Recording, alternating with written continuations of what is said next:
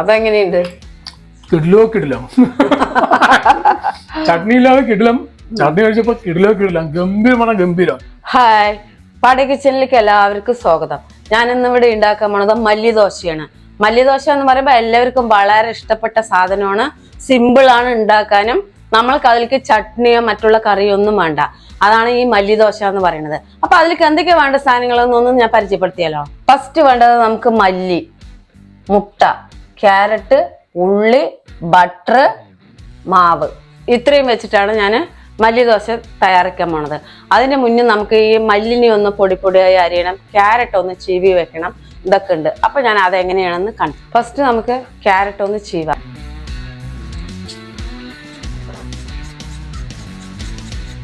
വൃത്തിയായി കഴുകി വെച്ചതാണ്. ഇനി നമുക്ക് വേണ്ടത് ഇതിനെ പൊടിയായിട്ട് ചീവണം.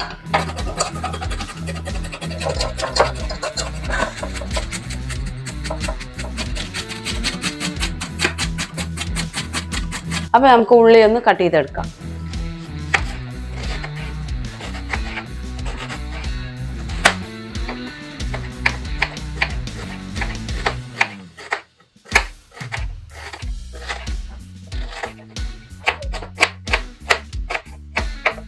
ഇങ്ങനെ പൊട്ടിയായിരിക്കണം.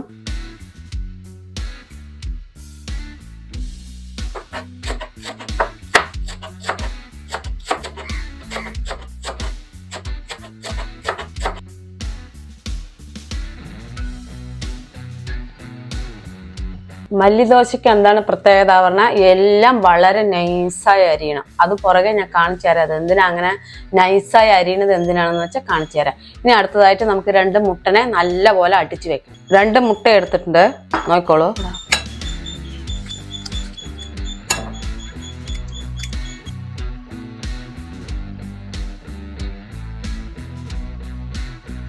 ഈ മുട്ടയിൽ കൂടെ ഞാൻ ഒരു 1/4 ടീസ്പൂൺ ഉപ്പും കൂടെ ഇട്ട് കൊടുക്കുന്നുണ്ട്. അങ്ങനെ നമ്മുടെ മുട്ടയും നല്ല പോലെ അടിച്ച് സെറ്റാക്കി കഴിഞ്ഞു. ഇനി നമുക്ക് അടുത്തതായിട്ട് വേണ്ട ദോശ ഒഴിക്കണം. അപ്പൊ അതെങ്ങനെയാണ് ഇത് ഉണ്ടാക്കുന്നതെന്നും കൂടെ ഞാൻ കാണിച്ചു തരാം. ഫസ്റ്റ് നമുക്ക് ദോശക്കല്ലൊന്ന് വെച്ച് കൊടുക്കാം. ദോശക്കല്ല് വെക്കുന്നുണ്ട്. ഇപ്പോൾ കല്ല് നന്നായി ചൂടായിട്ടുണ്ട്. നമുക്ക് മാവ് ഒഴിച്ചു കൊടുക്കാം. ഇത്തിരി കൂടുതൽ മാവ് ഒഴിക്കണം. ഒരു കയ്യിൽ നിന്ന് ഇത്തിരി കൂടുതൽ ഒഴിക്കണം.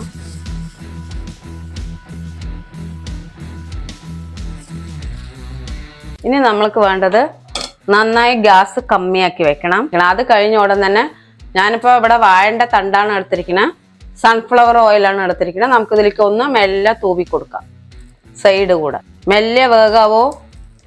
ഇനി നമുക്കിതിൽ മുട്ട ഞാൻ അപ്പളെ അടിച്ചു വെച്ചിട്ടുണ്ടായിരുന്നല്ലോ, അത് മെല്ലെ ഒന്ന് ഒരു 2 ടേബിൾ സ്പൂൺ വീതം ഇട്ട് കൊടുക്കാം.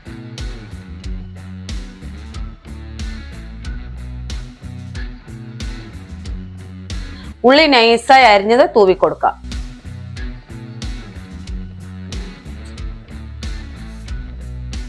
ഇനി നമുക്ക് മല്ലിയില, മല്ലിയിലാണ് ഇതിന്റെ മെയിൻ ആള്, ഇട്ട് കൊടുക്കാം.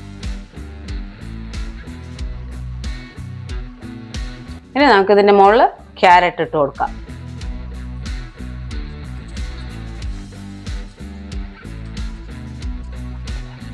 നമുക്കിതിന്റെ മേലെ ഇനി ബട്ടർ,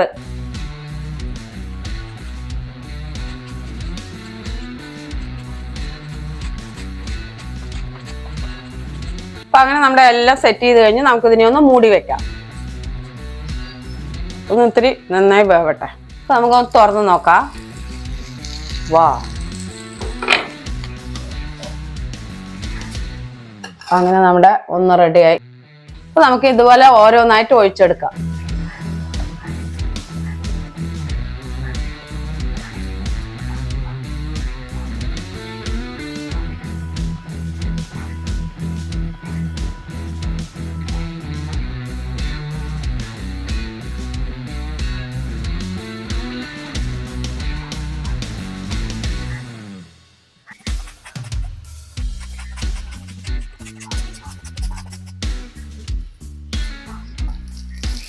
വാ,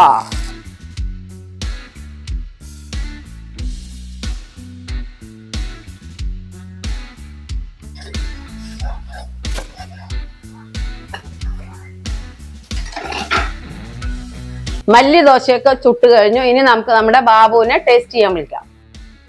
അപ്പൊ പുഷ്പമ്മ നമ്മുടെ മല്ലി ദോശ റെഡിയായി. മല്ലി ദോശ റെഡി ആയിട്ടുണ്ട്. മല്ലി ദോശയില് മല്ലി ഇഷ്ടം പോലെ ഇട്ട് മല്ലി ദോശ അമ്മ ഉണ്ടാക്കി അടിപൊളിയായിട്ട്. എന്തായാലും കാണാനുള്ള ഭംഗി ഒരു അറിയില്ല അല്ലേ, നല്ല ചൂടുണ്ട്. പക്ഷെ ദോശന്റെ ഭംഗിയെ കുറിച്ച് പറയാതിരിക്കാൻ പറ്റില്ല. അത്രയ്ക്ക് ബ്യൂട്ടിഫുൾ ആയിട്ട് ക്യാരറ്റിന്റെ ആ ഓറഞ്ച് കളറും മല്ലികളുടെ പച്ചപ്പും എല്ലാം കൂടി ആയിട്ട് അങ്ങനെ വല്ലാത്തൊരു വൈബ് ലുക്കാണ്. ഇനി ആ ടേസ്റ്റ് മാത്രമാണ് പിന്നെ അറിയേണ്ടത്. എന്താ അത്? എന്നാ പുഷ്പ കഴിക്കട്ടെ.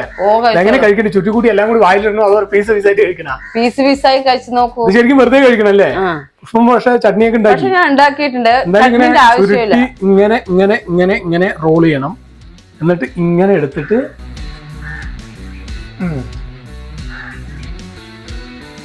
അടിപൊളി പറഞ്ഞ അടിപൊളി. ഇതിന് ചട്നിയും വേണ്ട, ഒന്നും വേണ്ട, ഫ്രീ ആയി കഴിക്കാം. മുട്ടന്റെ ടേസ്റ്റ്, വെജിറ്റബിൾ, ക്യാരറ്റ്, ഉള്ളി, മല്ലി എല്ലാം കൂടി അങ്ങോട്ട് ചവയ്ക്കുമ്പോഴേക്കും എന്താ ഒരു വൈബാണെന്ന് പറയുന്നത്. നല്ല ടേസ്റ്റ് വേണം, നല്ല ടേസ്റ്റ്. സൂപ്പർ വേണം, സൂപ്പർ. കഴിച്ചാൽ കഴിച്ചോണ്ടേയിരിക്കും. പുഷ്പമ്മ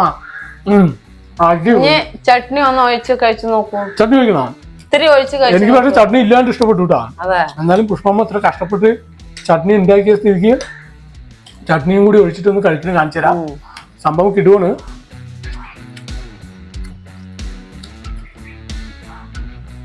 അതെങ്ങനെയുണ്ട്? കിടിലം. ചട്നി ഇല്ലാതെ കിടിലം.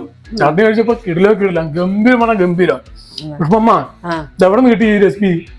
തന്നെ ഇങ്ങനെ പഠിക്കുക തന്നെ, നമ്മൾ ഓരോന്നോരോന്നായി പഠിച്ചു വരണ്ടേ. ഇന്നത്തെ കാലഘട്ടങ്ങളൊക്കെ മാറിയിരിക്കല്ലേ. അപ്പൊ കുട്ടികൾക്കൊക്കെ വലിയവർക്കൊക്കെ എങ്ങനെയൊക്കെ കൊടുക്കാൻ പറ്റും, നമ്മളെ ഹോട്ടലിൽ പോകാതെ വീട്ടിൽ എങ്ങനെയൊക്കെ ഉണ്ടാക്കി കഴിക്കാൻ പറ്റും എന്നാണ് ആദ്യം നോക്കേണ്ടത്. അതാണ്. അപ്പൊ ഞായറാഴ്ചകളിലും ശനിയാഴ്ചകളിലൊന്നും ചില അവർക്ക് ഓഫീസുകൾ ഉണ്ടാവില്ല. ഇതൊക്കെ ഉണ്ടാക്കി നമ്മൾ ഓരോന്ന് കഴിച്ചുകൊണ്ടേ.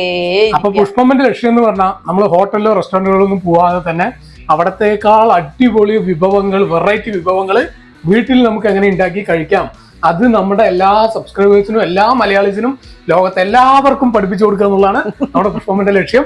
അതിന്റെ ഏറ്റവും വലിയൊരു ഒരു ഉദാഹരണമാണ് ഈ ദോശ. മല്ലി ദോശ. ഗംഭീരം. ഇതുപോലെ ട്രൈ ചെയ്ത് കഴിക്കുക തന്നെ വേണം, ഒരാളും മിസ്സാക്കരുത്. അത്രയ്ക്ക് ടേസ്റ്റ് ഉള്ള സാധനമാണ്, കുട്ടികൾക്കൊക്കെ ഇഷ്ടപ്പെടുന്ന വിഭവമാണ്. അപ്പൊ എല്ലാവരും ഇത് ഉണ്ടാക്കി കഴിച്ചിട്ട് പുഷ്പമ്മനെ അറിയിക്കുക. അപ്പൊ എല്ലാവർക്കും സന്തോഷവും. അപ്പൊ എല്ലാവർക്കും അടുത്ത് കിടക്കാച്ച് ഇതുപോലത്തെ വെറൈറ്റി അടുത്ത വീഡിയോ ഇതിലും കിടിലം വീഡിയോ ആയിട്ട് വരുന്നവരെ എല്ലാവർക്കും പാടി കിച്ചന്റെ